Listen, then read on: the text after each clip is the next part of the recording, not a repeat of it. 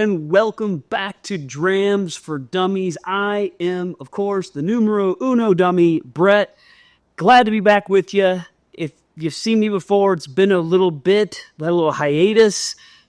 If you hadn't seen me before, you don't care, you don't know any different. And you're just here and want to know about whatever the heck's going on here. So, we're going to dive right in. Blind Barrel's amazing subscription service, quarterly boxes with 4 bottles like this.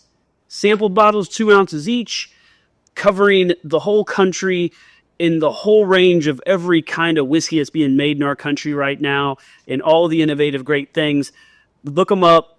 They're not official sponsors or anything, so I don't get anything for the plug. I just love the service, and I love getting 4 things that I've either never heard of or maybe heard of but haven't had a chance to try. And then the fact that they're blind, I don't know what I'm drinking before, as I go. Which is great, and it's a great way to give a really honest opinion about things. And to be honest, some things don't hit me right, and some things really, really hit me just right in the sweet spot. And that's the fun of it, is to try all the different things and then really work your palate around things that you're not used to. So we've already done bottles A, B, and C in individual episodes. They have their own episodes so that bottle and that distillery and all those hard working people around that brand get that they have their own searchable video for that bottle and my thoughts on it. Good, bad, and different, or whatever I had to say. Here we go. All right. So, first nose. This is first of the day, so we'll see how this goes. Woo! Very bright and punchy and fruity. A little astringent, spicy, hot on the back. Could be a lot of things. So I'm going to take a quick little sip, because that little sip will wake up the nose even more. They'll kind of tie together, and it'll be more accurate. So let me do that real quick. So let's go back to that nose.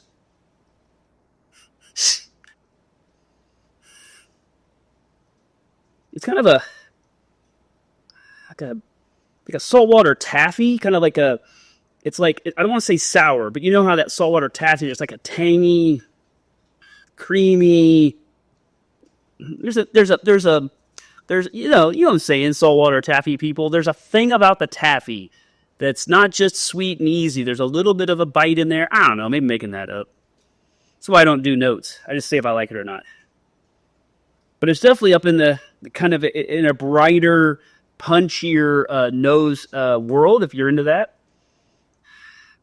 Yeah, I would say it's nice. It's solid. It's kind of feeling not too complex, kind of basic. But under that kind of basicness is sort of this rich, creamy, buttery, tangy. I don't know. There's a little something else going on in there. I'm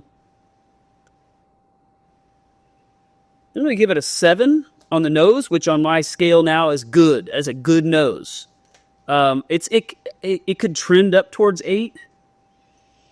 It is really good. I'm not doing halves anymore either, so it's like it's good, or it's really good, or it's not so good, or it's whatever. It is developing in the glass a little bit. I do like that it's a little different every time I come back to it. Getting a little bit of the oakiness, a little bit of that kind of earthy quality, but it's just faint, which is actually kind of nice. It's given that depth that I said it was kind of lacking. I feel like it's kind of coming through now.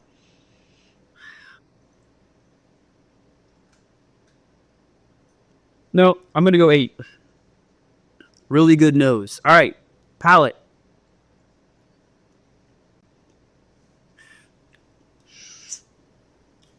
Wajamao. Okay, so that time, yeah, between having a little sip, having some nose time, having some air time, did not get in there, just light up everything, and it was just a burner. Definitely a lot more going on. We have to take a second sip to see. It felt rich and smooth and creamy and a little sweet, like kind of on top of that. And it sat really nice, coated really nice, really viscous in the mouth. And then kind of on the back of the palate, and as it was starting to work into the finish, and really actually really kind of the palate was great. Kind of more to the finish, so we'll get into that. That some of this hot and heat came through on the back end of that. Between the color and the smell and the flavor, it could be rye, but I kind of want to say it's proof. I want to think that this is more of a proof ride that I'm on, which is always fun. But you kind of have to, once you realize you're on a proof ride, you kind of buckle up. You put the extra.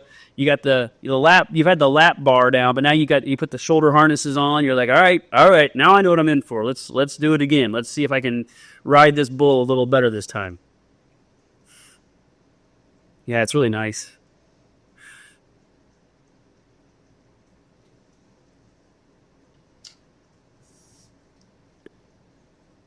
Okay, so yeah, I mean, the palate feels in the mouth. It feels good. It's doing everything that a traditional, what I would call bourbon, should do, which makes me tend to kind of say it's probably not a single malt.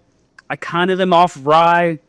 I feel like we're in a bourbon world, but it might not technically be a bourbon, but we're in that kind of Mashville, that sort of makeup. Um, Coats the mouth, feels comforting and soothing. It's not overwhelming. It's not doing anything too crazy, but it's got a nice weight to it. I want to say depth. Depth. It's not complex. It's not real deep, but it's got a quality to it, if that makes sense. So it just tastes like I'm drinking a good traditional bourbon. This could almost be like one of the big boys from Kentucky. I know it's probably not, but it could almost be in that same vein of how we make our stuff or where we're making our stuff. As far as a score on it, I'm going to go 7. It's good. I'm going to say it's good. And almost tending to pretty good because it just isn't doing anything that would make me think, oh my gosh, that was unique, or I got to go back to that because it was so different than a lot of other things I have on the shelf. But it's good, and if it's in my glass, if someone pours it for me, or if I owned it, I would be happy to be drinking it for sure straight, or making a cocktail out of it, whatever. Let's see what I'm going to do for the finish. That's where I'm a little bit unsure on my first few drinks. But let's see. Okay. If you've watched me at all, and if you haven't, I mean, where have you been? No. If you have, golly, thank you. Finish is not my real. It's not my focus. It's not my forte. It's not my specialty. I'm not great at it. It's the third priority on my list of things in a glass. But that finish is really nice. I feel like that finish.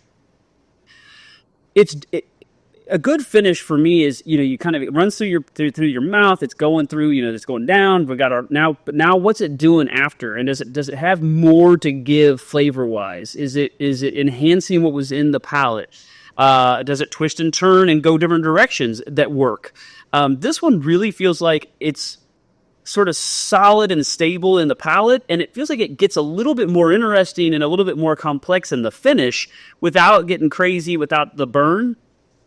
And I feel like more flavors come out in the finish. The finish might be its highlight. But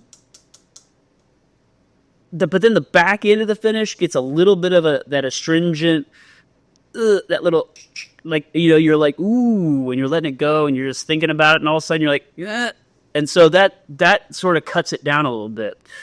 But it's a good finish. I'm going to say it's a really good finish. That's an 8. So, holy cow, folks, hold the phones. We have a 23, and I do not do the math fast, 7.7. That rounds up to an 8. That's a really good bottle. So let's see what we're drinking. So on the blind barrels, the fun is on the back of each bottle is a QR code. It's the same QR code that's on their tasting and nosing sheet, which also has a story of what this box is about, what they're about.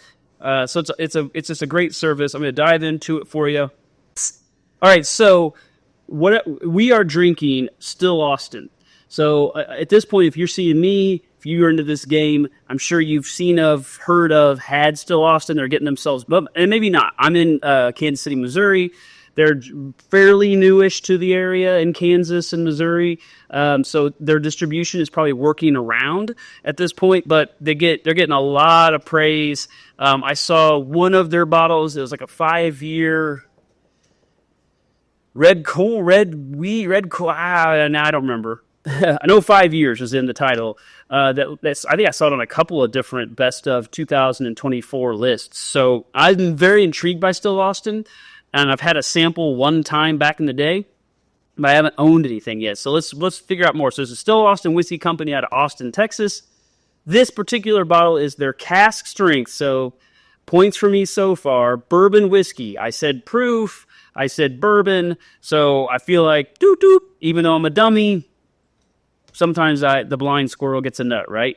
This is their private selection, Blind Barrel's smallest batch number 1. So this is intriguing because it sounds like it's a private barrel release for Blind Barrels, which is awesome.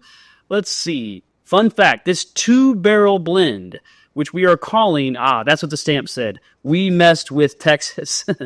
My eyes. I will have, on one of these videos, I will have glasses because they're coming.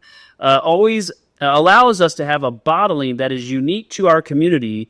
Even though we now have so many blind barrelers, we can't use just a single cask anymore. Hence the birth of our smallest batch series. So the proof on this is 121.6. The age statement is 4 years, 9 months. So I question whether it's going to be age and some of that complexity, giving some of that, a little bit of that zing, but it was the proof.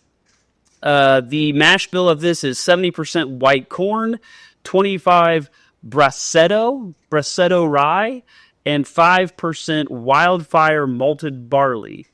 This is would be $100 retail price, but for members in the shop, it's a $75 bottle.